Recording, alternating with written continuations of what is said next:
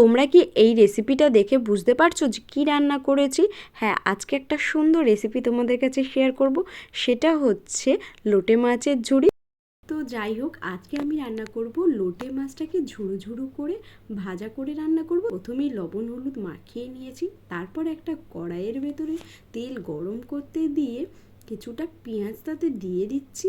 দিয়ে দেওয়ার পরে পেঁয়াজটা ভালো করে ভাজা করে দিয়েছি আদা রসুনের পেস্ট, সেটা দিয়ে ভালো করে ভাজা করে নেব। নেওয়ার পরে তারপর দিয়ে দেবো হলুদ, লবণ আর গুঁড়ো লঙ্কা, দিয়ে ভালো করে মশলাটা দিয়ে দিচ্ছি পরিমাণ মতো লবণ, হলুদ আর কিছুটা পরিমাণ গুঁড়ো লঙ্কা দিয়ে ভালো করে মশলাটা আমি ভেজে নেব। এর থেকে যতক্ষণ না আদা রসুনের গন্ধটা ছাড়ছে ততক্ষণ পর্যন্ত আমি ভাজা করে নেব। এবারে কিছুটা ভাজা করে নেওয়ার পরে টমেটো কুচি দিয়ে দিচ্ছি। তো এবারে মাছগুলো দেখতেই পাচ্ছ আমি পরপর করে সাজিয়ে দিয়েছি। এবারে কিছুক্ষণ ঢাকা দিয়ে রাখবো।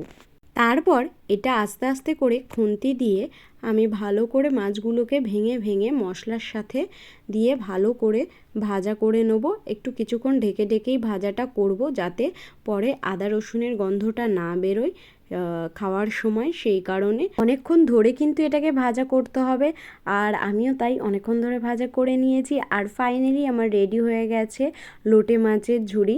তো কেমন লাগলো আমার রেসিপিটা অবশ্যই জানিও।